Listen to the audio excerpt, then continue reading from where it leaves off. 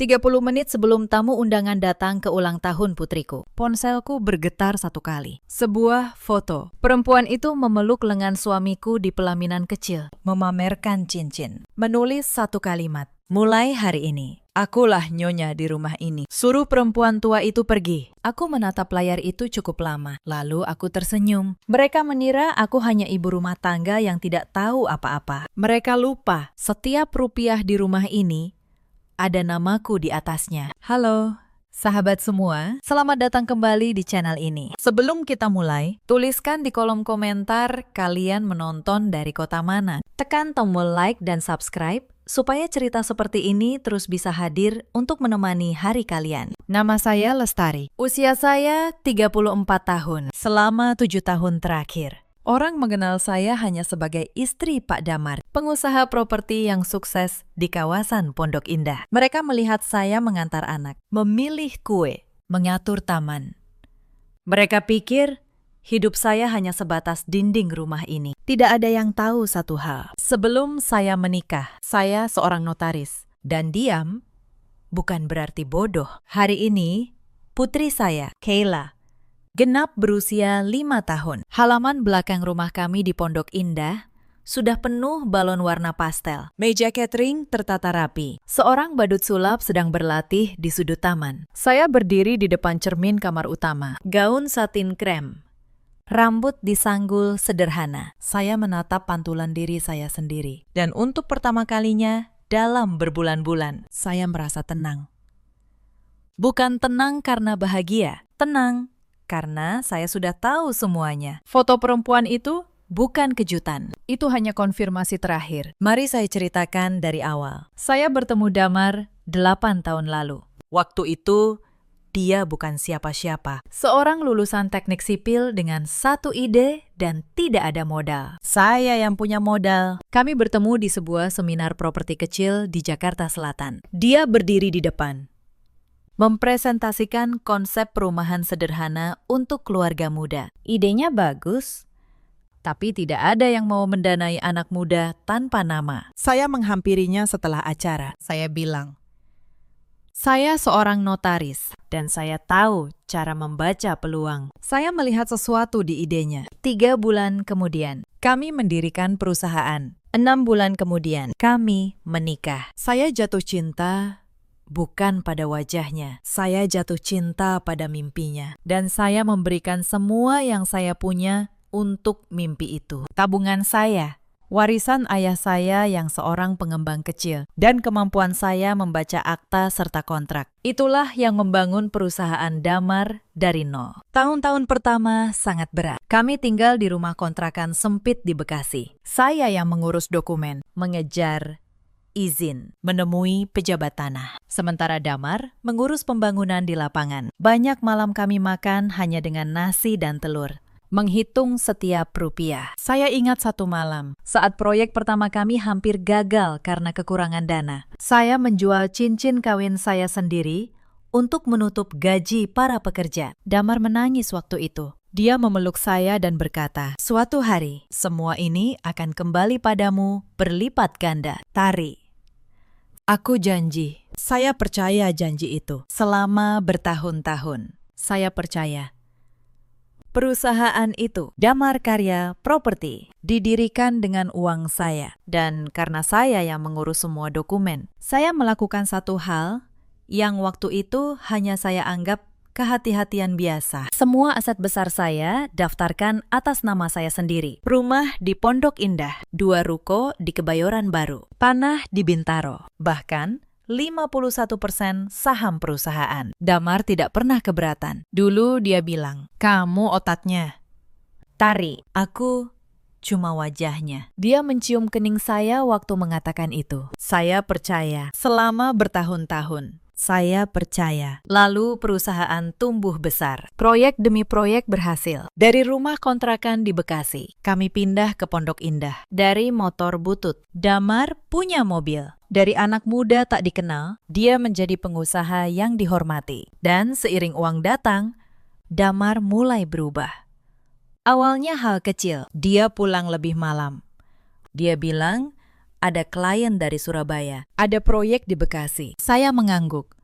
Saya menyiapkan makan malam yang selalu dingin sebelum dia sampai. Setahun terakhir, dia hampir tidak pernah memandang saya saat bicara. Matanya selalu di ponsel. Senyumnya selalu untuk orang lain di layar itu. Kemudian datang Sabrina. Sabrina adalah staf keuangan baru di kantor Damar. 26 tahun. Cantik, percaya diri, dan tahu betul cara membuat seorang lelaki merasa muda kembali. Saya pertama kali mendengar namanya dari Mbak Asih, asisten rumah tangga kami yang sudah ikut sejak Kayla lahir. Bu, kata Mbak Asih suatu sore, suaranya pelan. Maaf, saya lancang. Tapi tadi saya antar jas Bapak ke laundry. Ada struk kafe di sakunya, 2 orang. Dan ada pesan di ponselnya yang lupa dia kunci. Saya menatap Mbak Asih. Saya tidak marah, saya hanya bertanya, pesan apa? Dia menunduk. Perempuan itu memanggil Bapak. Sayang, malam itu saya tidak tidur, tapi saya juga tidak menangis sekencang yang orang bayangkan. Esok harinya, saya mencoba sesuatu, bukan untuk memergoki, untuk memastikan. Saya bertanya pada Damar saat sarapan, dengan nada biasa. Mas, akhir pekan ini ada acara kantor tidak? Saya mau ajak Kayla ke rumah nenek. Ada. Jawabnya cepat. Tidak menatap saya. Ada kunjungan proyek ke Bandung. Sabtu Minggu aku menginap di sana. Saya mengangguk. Hati-hati di jalan ya. Mas, Sabtu pagi, dia berangkat dengan koper kecil. Saya melambai dari teras. Lalu, saat mobilnya hilang di tikungan, saya menelpon kantornya. Saya berpura-pura sebagai istri yang ingin mengirim sesuatu untuk acara di Bandung. Resepsionis menjawab dengan ramah. Acara di Bandung. Bu, tidak ada jadwal kunjungan proyek akhir pekan ini. Kantor libur. Bu, saya mengucapkan terima kasih. Lalu menutup telepon. Tangan saya tenang. Hati saya tidak. Tidak ada Bandung. Tidak ada proyek. Hanya kebohongan yang dia ucapkan tanpa berkedip. Di meja makan yang sama, tempat kami dulu menghitung rupiah bersama. Saya bangun, duduk di ruang kerja saya, dan membuka laci paling bawah. Di sana ada map coklat berisi semua akta. Saya membukanya satu persatu. Nama saya, nama saya, nama saya. Di setiap halaman. Saat itu, saya mengambil satu keputusan. Saya tidak akan berteriak. Saya tidak akan memohon, saya akan diam, dan saya akan menunggu mereka menunjukkan wajah asli mereka sepenuhnya. Karena perempuan yang memohon akan dikasihani sebentar, lalu dilupakan. Tapi perempuan yang menyiapkan tidak bisa dihentikan. Esok paginya, saya tetap menyiapkan kopi Damar. Saya tetap tersenyum. Saya tetap bertanya, jam berapa dia pulang? Dan di balik senyum itu, saya mulai mencatat. Minggu pertama, saya menemukan hal pertama. Damar memindahkan dana dari rekening perusahaan ke rekening pribadi yang tidak pernah saya lihat. Jumlahnya 500 juta. Sebagai pemegang saham mayoritas, saya punya akses penuh ke rekening koran perusahaan. Damar lupa itu. Atau dia pikir saya terlalu sibuk dengan dapur untuk memeriksa. Saya cetak mutasi rekening itu. Saya simpan di map coklat. Minggu kedua, dana lagi. 300 juta. Keterangan transfer hanya satu kata, pribadi. Saya tahu kemana uang itu pergi, tapi saya diam. Beberapa hari kemudian, saya mendapat telepon dari Pak Yusuf, manajer operasional yang sudah bekerja di perusahaan sejak awal. Suaranya berat. Bu Lestari, maaf, saya menelpon. Saya tahu Ibu jarang ke kantor sekarang, tapi ada yang harus Ibu tahu. Ada apa? Pak Yusuf, perempuan itu, Sabrina, sekarang sering masuk ke ruang direksi. Dia mulai memerintah staf. Kemarin dia menandatangani persetujuan pengeluaran. Padahal dia hanya staf keuangan junior. Pak Damar membiarkannya. Saya menutup mata sejenak. Terima kasih sudah memberitahu. Pak Yusuf, tolong satu hal. Simpan semua dokumen yang dia tanda tangani. Jangan dibuang. Suatu hari nanti akan berguna. Baik, Bu, jawabnya. Lalu, dia menambahkan pelan. Bu, banyak dari kami yang tahu perusahaan ini berdiri karena Ibu. Kami tidak buta, kami hanya menunggu. Kata-kata itu menghangatkan hati saya yang sudah lama dingin. Ternyata, di tengah pengkhianatan. Masih ada orang yang melihat kebenaran. Saya menyimpan informasi itu di arsip. Sabrina menyalahgunakan jabatan yang bahkan bukan miliknya. Setiap tanda tangannya di dokumen perusahaan adalah bukti, dan tanpa sadar, dia sedang menggali lubang untuk dirinya sendiri. Suatu malam, Damar pulang dengan kotak beludru. Dia memberikannya pada saya. Kalung emas dengan liontin berlian kecil. Untuk istriku yang paling sabar, katanya. Mencium pipi saya. Saya menerima kotak itu. Saya bilang terima kasih. Di dalam hati, saya tahu kalung ini adalah uang rasa bersalahnya. Lelaki yang berkhianat selalu membeli sesuatu yang berkilau. Supaya cahaya itu menutupi noda di tangannya. Saya menaruh kalung itu di laci bersama map coklat. Bukti dan hadiah berdampingan.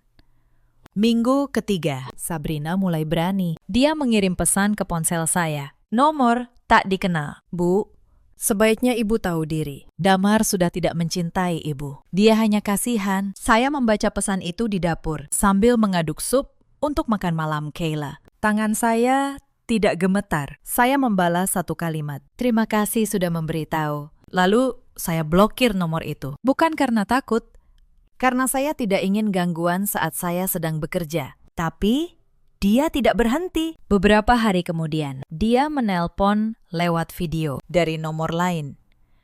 Saya menjawab karena saya pikir itu dari sekolah Kayla. Wajah Sabrina muncul di layar. Di belakangnya, saya bisa melihat ruang kerja Damar. Dia tersenyum sinis. Bu Lestari, saya cuma mau ibu lihat. Ini meja Damar. Ini kursinya. Sebentar lagi, semua ini jadi milik saya, termasuk rumah ibu. Saat itu, Kayla berlari masuk ke dapur, memanggil saya. Mama, lapar. Mata Sabrina menyipit. Oh, itu anaknya ya? Tenang. Bu, nanti saya yang urus dia. Setelah ibu pergi, sesuatu di dalam diri saya mengeras seperti baja. Tapi, saya tidak meledak. Saya menutup pintu dapur, supaya Kayla tidak mendengar. Lalu saya menatap layar dengan tenang. Dengar baik-baik, kata saya pelan.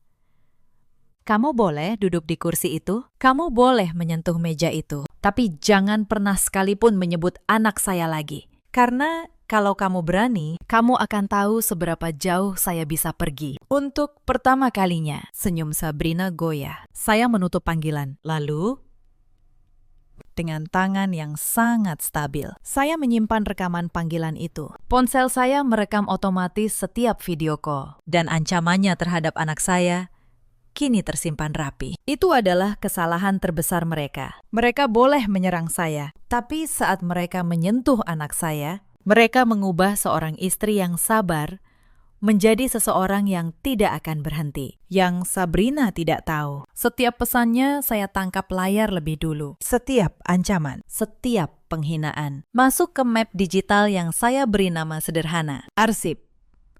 Beberapa hari kemudian, saya menemukan hal yang lebih berani. Suatu malam, saya pulang dari mengantar Kayla ke rumah teman. Lampu ruang kerja saya menyala. Pintunya tertutup. Saya berdiri di koridor sebentar, lalu membukanya pelan. Damar sedang berlutut di depan brankas kecil di sudut ruangan. Tangannya memutar-mutar kombinasi angka. Dia tidak tahu saya sudah mengganti kodenya minggu lalu. Mas, panggil saya tenang. Dia terlonjak. Wajahnya berubah cepat menjadi senyum. Tari. Aku cuma cari berkas pajak. Kombinasinya kok berubah ya? Mungkin Mas salah ingat, kata saya. Berkas pajak ada di lemari kantor, bukan di brankas. Dia tertawa kaku, lalu keluar. Saya menutup pintu, dan jantung saya berdebar. Bukan karena takut, karena saya tahu di dalam brankas itu ada akta-akta asli, dan dia sedang mencoba mengambilnya. Malam itu saya pindahkan semua dokumen asli ke kotak deposit di bank. Atas nama saya, seorang. Yang saya tinggalkan di brankas hanya salinan tak bernilai. Kalau mereka mau mencuri, biar mereka mencuri kertas kosong. Esok paginya, brankas terbuka. Salinan-salinan itu hilang. Saya tidak berkata apa-apa. Saya hanya mencatat tanggalnya. Percobaan mengambil aset tanpa izin, lengkap dengan jam. 2 hari kemudian, Sabrina berani datang langsung ke rumah saya. Dia datang siang hari saat Damar di kantor. Dia menekan bel berkali-kali. Mbak Asih membuka pintu, lalu berlari memanggil saya. Saya menemuinya di teras. Saya tidak mempersilakannya masuk. Bu Lestari, katanya, menyilangkan tangan. Saya cuma mau memastikan ibu sadar posisi ibu. Damar sudah memberi saya kartu untuk rumah ini. Sebentar lagi, saya yang tinggal di sini. Saya menatapnya. Tenang. Kartu apa? Dia mengeluarkan kartu akses pagar otomatis. Saya tersenyum kecil. Itu kartu lama, Mbak. Sistem pagar ini sudah saya ganti minggu lalu. Coba saja, Mbak, tempelkan. Wajahnya memerah. Kartu itu tidak akan berfungsi, dan dia tahu itu. Tapi dia tetap mencoba menyerang dengan kata-kata. Damar mencintai saya. Ibu cuma masa lalu, mungkin, kata saya pelan.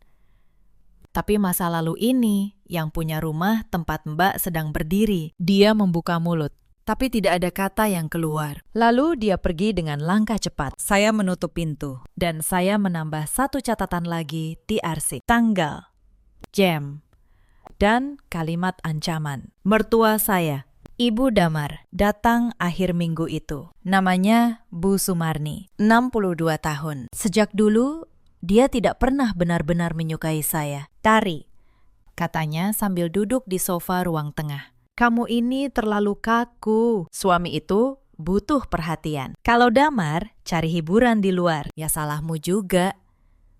Saya menuangkan teh untuknya. Iya. Bu, Damar cerita sama ibu. Lanjutnya. Ada perempuan muda yang lebih mengerti dia. Mungkin sudah saatnya kamu mengalah demi kebahagiaan Damar. Saya menaruh teko dengan pelan. Ibu menyuruh saya mengalah dari rumah saya sendiri. Bu Sumarni mendengus. Rumah ini rumah Damar. Kamu cuma menumpang nama istri. Saya tersenyum.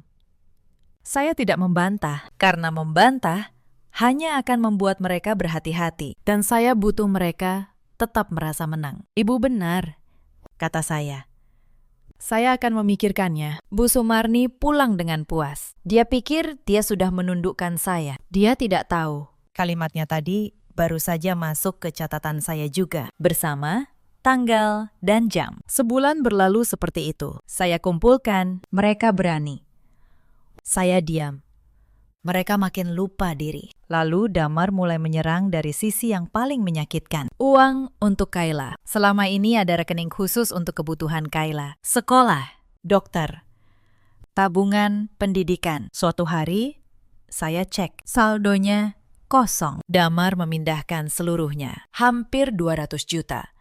Ke rekening pribadinya. Saya menelpon dia. Saya bertanya tenang. Mas, uang sekolah Kayla kok pindah? Dia menjawab santai, seolah itu hal biasa. Aku yang cari uang. Tari, aku yang atur. Kamu urus dapur saja. Saya menutup telepon.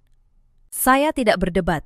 Tapi malam itu, saya buka tabungan saya sendiri. Dan saya buat rekening baru untuk Kayla. Atas nama saya dan dia. Uang yang Damar ambil, saya catat sebagai bukti. Bukan untuk saya rebut sekarang. Untuk hari yang sudah saya pilih. Karena seorang lelaki yang berani mengambil uang pendidikan anaknya sendiri demi perempuan lain sudah kehilangan hak untuk dikasihani. Damar mulai tidur di kamar tamu. Alasannya, aku banyak kerja.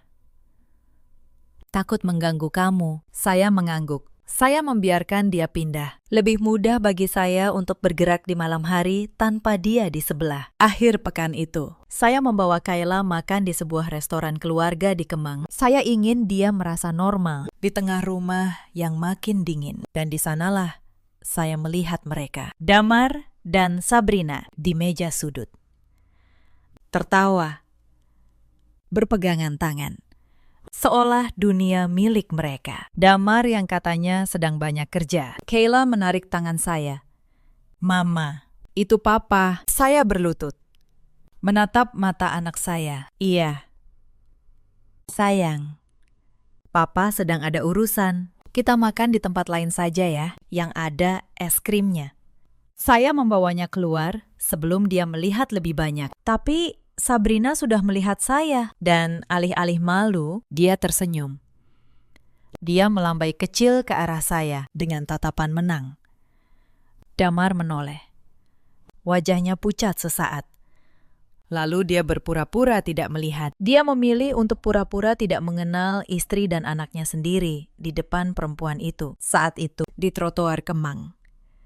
Sambil menggandeng Kayla yang masih bertanya, "Kenapa kita tidak menyapa Papa?" Sesuatu di dalam diri saya benar-benar mati. Cinta terakhir yang masih tersisa padam saat itu juga. Tapi saya tidak menangis di depan Kayla. Saya membelikannya es krim coklat kesukaannya. Dan saya tertawa bersamanya. Sementara di dalam hati, saya berkata satu hal. Mereka sudah memilih. Sekarang giliran saya memilih. Di malam-malam itu, saya bertemu Pak Hendra, pengacara senior yang dulu rekan ayah saya. Saya membawa map coklat. Dia membukanya.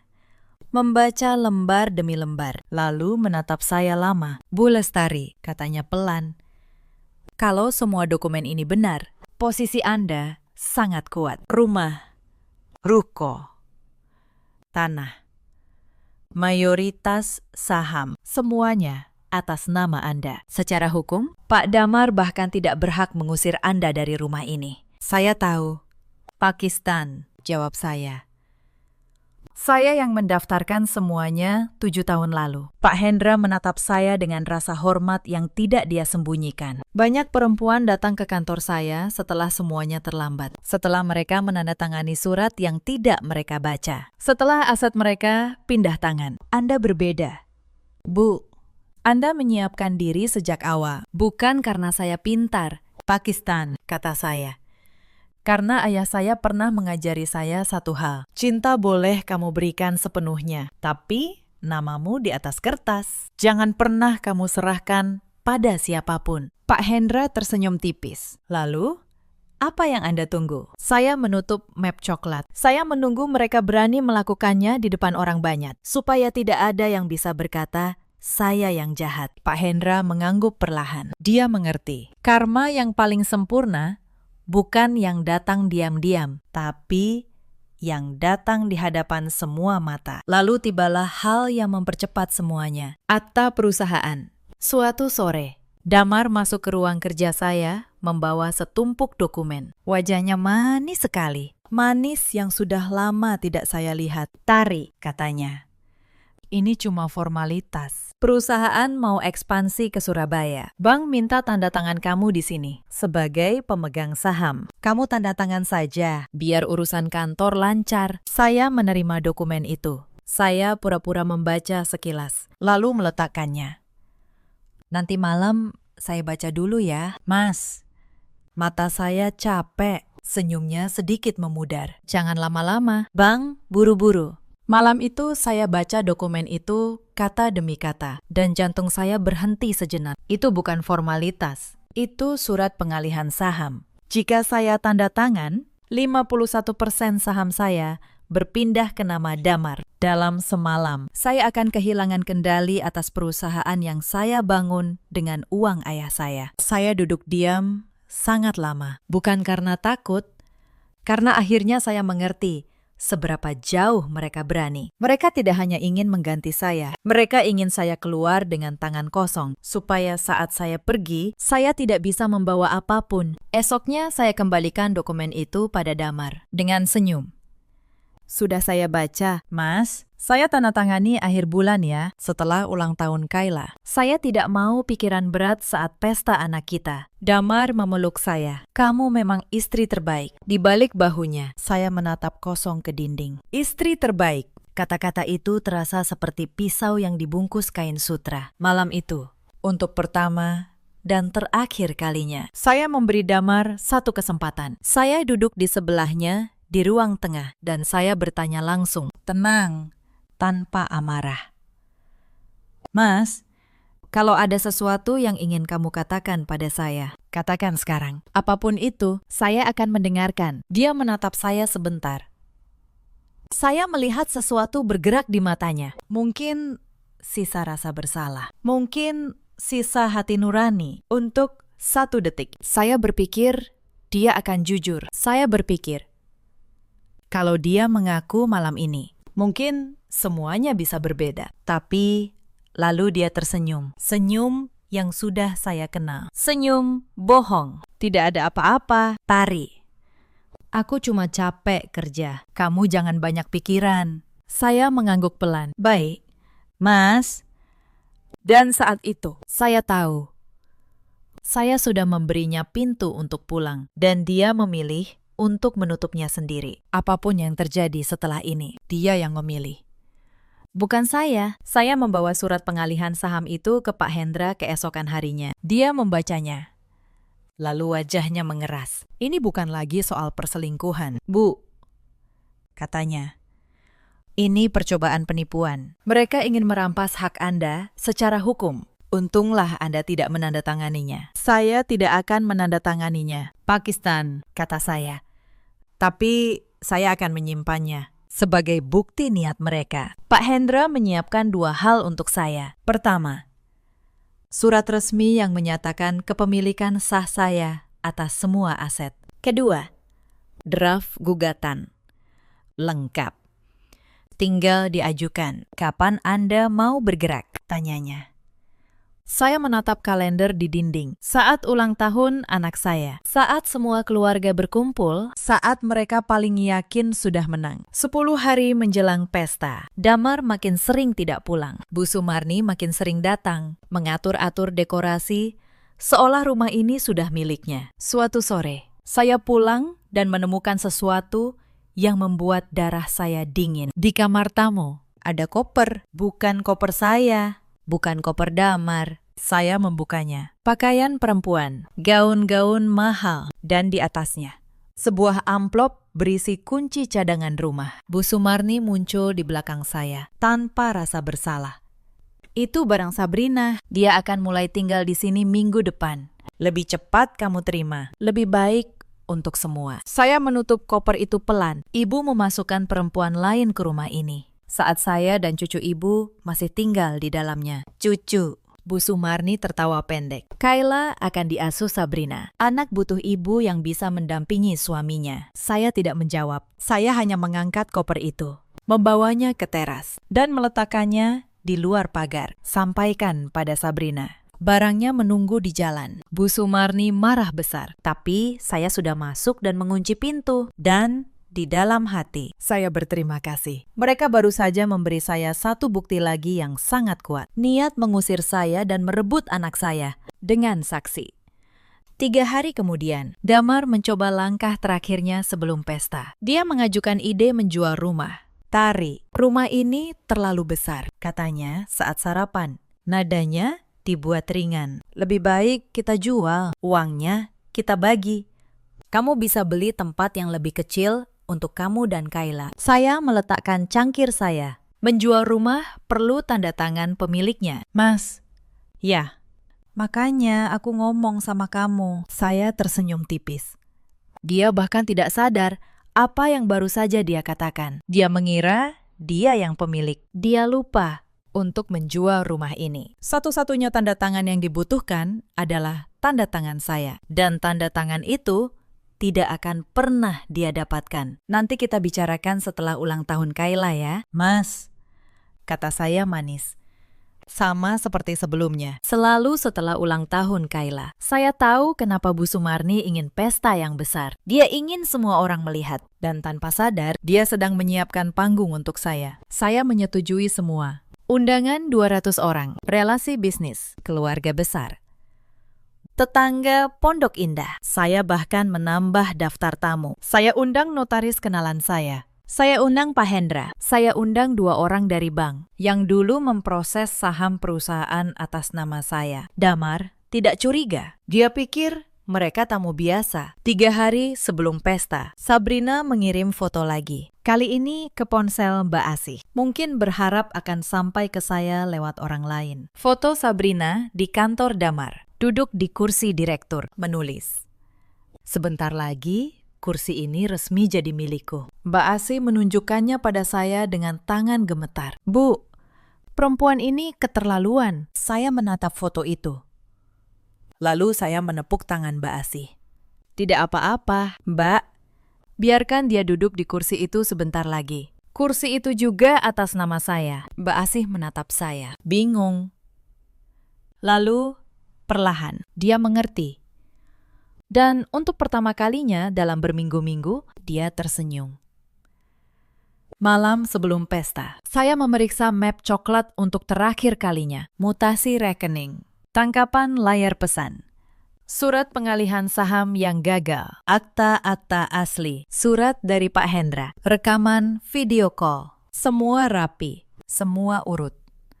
Saya menatap setiap lembar seperti seorang jenderal menatap petanya sebelum perang terakhir. Tidak ada amarah lagi di dada saya, hanya ketenangan dingin yang datang ketika seseorang sudah tahu persis apa yang akan dia lakukan. Saya menelpon Pak Hendra sekali lagi malam itu. Besok, Pakistan, saat acara dimulai, saya butuh Bapak ada di sana. Saya akan datang, Bu, jawabnya.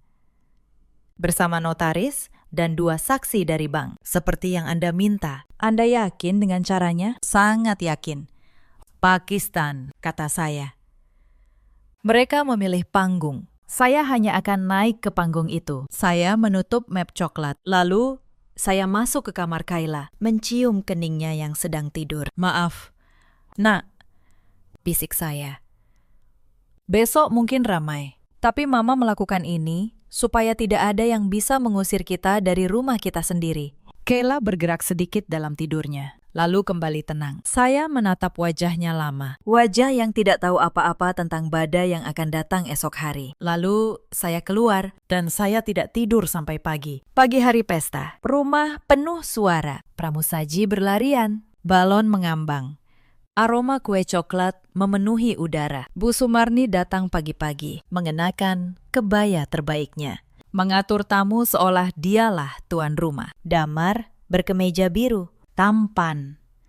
Sesekali tersenyum pada ponselnya. Saya mengamati mereka dari jendela kamar. Mereka begitu yakin, begitu puas. Mereka pikir hari ini adalah hari kemenangan mereka. Hari saya akan diusir dengan tenang di depan semua orang. Mereka tidak tahu. Di meja kecil, dekat kue ulang tahun, saya sudah meletakkan sebuah map coklat sejak subuh. Lalu ponsel saya bergetar. Foto pernikahan kecil itu. Sabrina memeluk lengan Damar. Cincin. Kalimat itu. Mulai hari ini, akulah nyonya di rumah ini. Suruh perempuan tua itu pergi. Saya menatap layar itu. Lalu, saya tersenyum. Mereka memilih hari ini. Bagus. Saya juga. Saya turun ke taman dengan gaun satin krem. Tamu mulai berdatangan. Bu Sumarni menyambut mereka di depan, seolah dia tuan rumahnya. Damar berdiri di sampingnya, tampan dengan kemeja biru. Sesekali memeriksa ponsel dengan senyum yang bukan untuk anaknya. Saya menyalami tamu satu persatu. Tenang, anggun. Pak Hendra datang, mengangguk pada saya dari kejauhan. 2 orang bank datang. Notaris kenalan saya datang. Semua sudah di tempat. Acara berjalan. Badut sulap menghibur anak-anak. Kayla tertawa.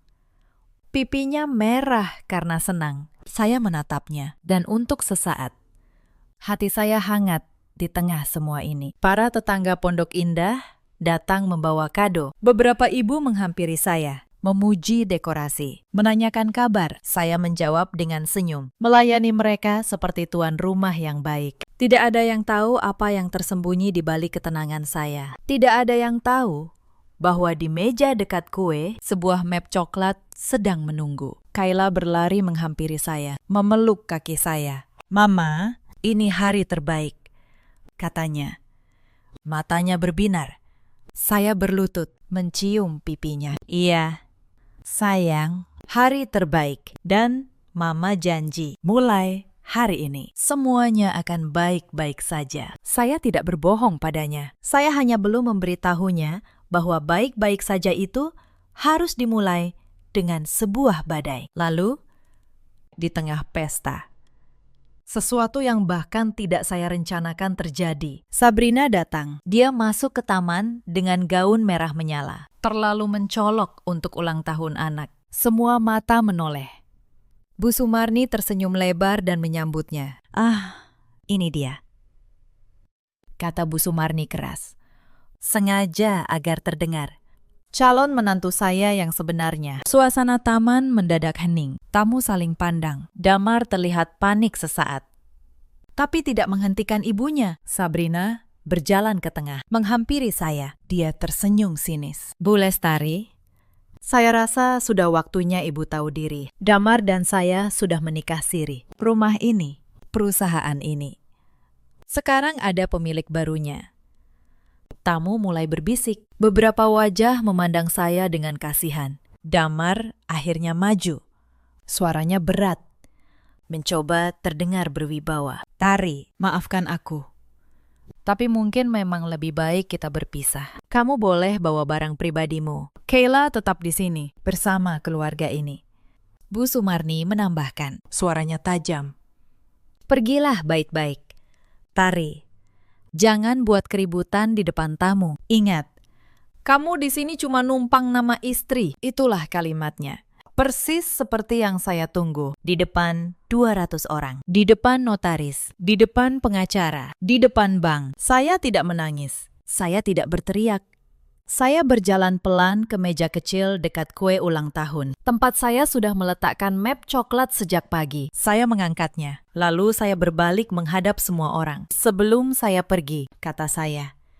Suara saya jernih dan tenang. Izinkan saya menjelaskan satu hal, supaya tidak ada yang salah paham. Saya membuka map. Saya mengeluarkan lembar pertama. Ini akta kepemilikan rumah ini. Rumah di Pondok Indah, tempat kita berdiri sekarang. Saya angkat tinggi. Atas nama saya, Lestari. Bukan Damar. Senyum Bu Sumarni membeku. Saya mengeluarkan lembar kedua. Ini akta 2 ruko di Kebayoran Baru dan tanah di Bintaro. Atas nama saya. Tangan saya tidak gemetar sedikit pun. Suara saya mengisi taman yang hening. Tidak ada lagi musik. Badut sulap berhenti di sudut. Anak-anak dibawa masuk oleh para pramusaji. Yang tersisa hanya orang dewasa. Dan mata mereka semua tertuju pada kertas-kertas di tangan saya. Saya keluarkan lembar ketiga. Dan ini sertifikat saham. 51% Damar Karya Properti. Pemegang mayoritas. Atas nama saya, tamu terdiam total. Damar pucat pasi. Sabrina menatap kertas-kertas itu. Senyumnya hilang. Perusahaan ini saya dirikan dengan warisan ayah saya. Kata saya. Saya yang membangunnya. Saya yang mengurus setiap dokumen. Dan 7 tahun lalu, saya mendaftarkan semuanya atas nama saya. Bukan karena saya curiga, tapi karena saya seorang notaris dan saya tahu satu hal yang tidak pernah kalian tahu. Kertas tidak pernah berbohong. Saya menoleh ke Damar. Kamu bilang, aku cuma numpang nama istri. Tapi kenyataannya, Mas, kamulah yang selama ini menumpang di rumah saya. Damar membuka mulut, tapi tidak ada suara yang keluar. Wajahnya yang tadi penuh percaya diri, kini seperti kehilangan semua tulangnya. Saya mengeluarkan lembar berikutnya, mutasi rekening. Dalam 3 bulan terakhir, kamu memindahkan 800 juta dari rekening perusahaan ke rekening pribadimu. Termasuk 200 juta dari rekening pendidikan anak kita sendiri. Sebagai pemegang saham mayoritas, saya punya semua catatannya. Gumaman di taman makin keras. Saya mendengar seseorang berkata pelan, uang sekolah anaknya sendiri. Beberapa relasi bisnis Damar saling pandang, lalu menatapnya dengan jijik. Saya menoleh kedua orang bank yang berdiri di antara tamu. Mereka mengangguk membenarkan. Lalu, saya mengeluarkan lembar terakhir, surat pengalihan saham yang gagal. Dan ini, kata saya. Surat yang kamu minta saya tanda tangani minggu lalu. Kamu bilang ini formalitas bank, padahal ini surat untuk memindahkan seluruh saham saya ke namamu. Kalau saya tanda tangan, hari ini saya benar-benar keluar dengan tangan kosong, seperti yang kalian rencanakan. Saya menatap mereka satu persatu. Saya tidak menandatanganinya. Saya menyimpannya. Sebagai bukti, saya belum selesai. Saya membuka map digital di ponsel saya. Dan saya membacakan satu persatu. Tanggal 12, Sabrina mengirim pesan menyuruh saya tahu diri. Tanggal 19, Ibu Sumarni menyuruh saya mengalah dari rumah saya sendiri. Tanggal 25, koper pakaian perempuan ini dimasukkan ke rumah saya dengan rencana mengambil alih pengasuhan anak saya. Semuanya tercatat, lengkap dengan jam. Setiap kalimat saya seperti palu kecil. Wajah Bu Sumarni memutih. Sabrina mundur selangkah. Pak Hendra melangkah maju dari kerumunan, membuka map kulitnya sendiri. Selamat siang. Saya Hendra, pengacara Ibu Lestari. Saya perlu sampaikan, percobaan pengalihan aset secara menipu seperti ini bisa diproses secara pidana. Begitu juga upaya mengambil dana tanpa hak. Dan semua dokumen sudah lengkap. Ada saksi dari pihak bank dan notaris yang hadir di sini hari ini. 2 orang bank mengangguk. Notaris kenalan saya melangkah maju dan berkata, "Saya bersaksi keabsahan semua akta ini. Semuanya sah atas nama Ibu Lestari." Wajah Damar runtuh sepenuhnya. Dia melangkah ke arah saya. "Tari, tunggu. Kita bisa bicara. Ini salah paham." Saya mengangkat tangan. Tidak ada yang salah paham. "Mas, semuanya sangat jelas. Kamu dan ibumu menyuruh saya pergi dari rumah saya sendiri di depan 200 orang. Jadi sekarang saya yang akan meminta kalian pergi." Saya menoleh ke Bu Sumarni yang berdiri kaku. "Ibu bilang saya hanya menumpang nama. Sekarang ibu boleh memilih. Pergi baik-baik atau saya antar dengan surat resmi." Sabrina yang sejak tadi diam tiba-tiba berbalik menatap Damar. "Kamu bilang semua ini milikmu. Kamu bilang aku akan jadi nyonya rumah ini. Kamu bohong padaku." Damar tidak bisa menjawab. Dia hanya berdiri di tengah taman, di antara 2 perempuan, di depan 200 mata, dengan tangan kosong yang baru saja dia kira penuh. Sabrina menertawakan dirinya sendiri. "Pahit.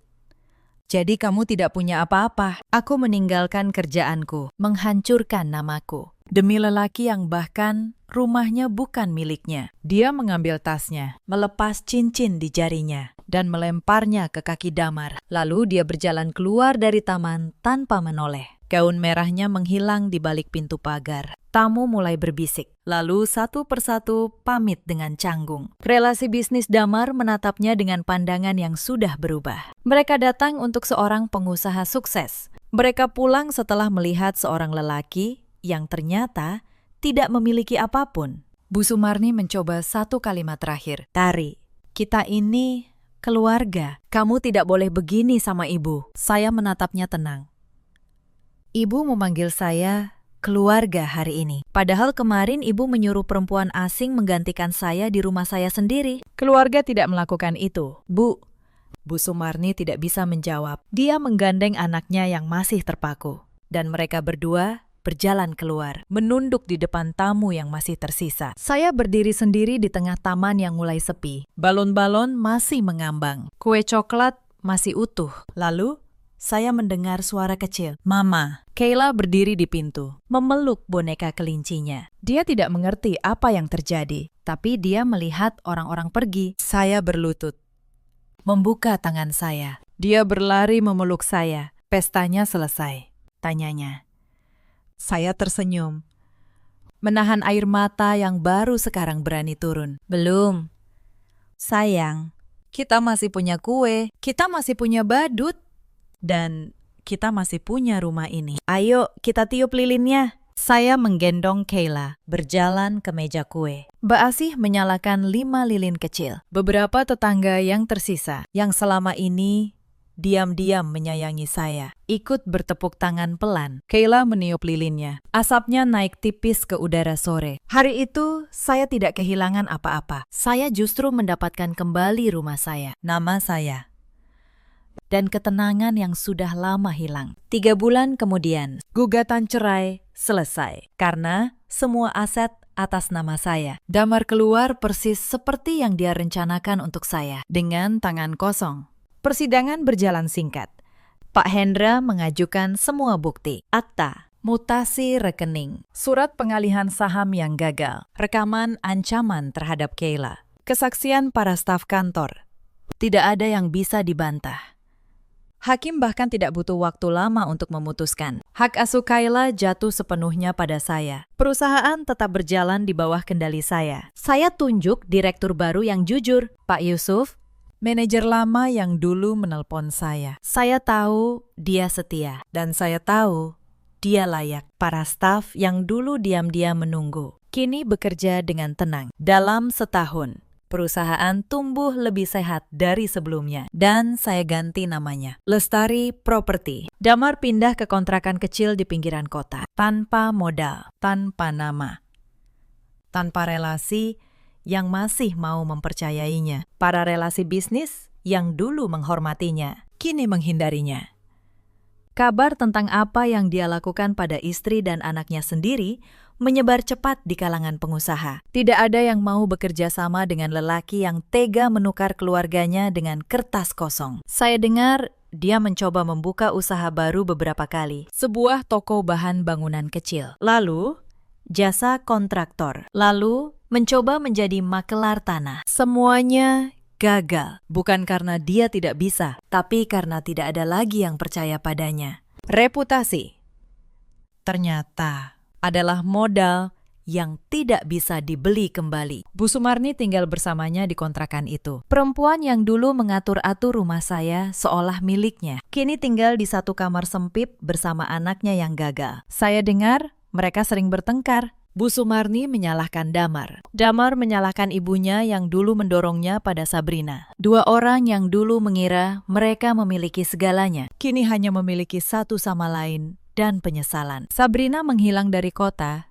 tidak lama setelah pesta itu. Saat tahu Damar tidak punya apa-apa, dia pergi dalam hitungan hari. Saya dengar dia kembali ke kampung halamannya di Jawa Tengah. Perempuan yang dijanjikan istana dan akhirnya pulang tanpa apapun. Saya tidak membencinya lagi. Dia hanya percaya pada janji seorang lelaki yang bahkan tidak jujur pada istrinya sendiri. Dan saya tetap di rumah saya di Pondok Indah bersama Kayla. Saya kembali bekerja sebagai notaris. Profesi yang dulu saya tinggalkan demi mimpi orang lain. Sekarang saya membangun mimpi saya sendiri. Mbak Asih masih bersama kami. Kini bukan lagi sebagai pembantu, tapi sebagai keluarga. Rumah ini terasa lebih ringan sekarang, lebih tenang, lebih milik kami. Kayla tumbuh menjadi anak yang ceria. Suatu hari dia bertanya tentang ayahnya. Saya tidak pernah menjelekkan Damar di depannya. Saya hanya bilang, kadang orang dewasa membuat pilihan yang salah. Dan yang penting adalah kita tetap memilih untuk menjadi baik. Dia mengangguk. Lalu, kembali bermain. Anak-anak punya cara sendiri untuk sembuh. Dan saya bersyukur. Dia tumbuh di rumah yang penuh ketenangan, bukan ketakutan.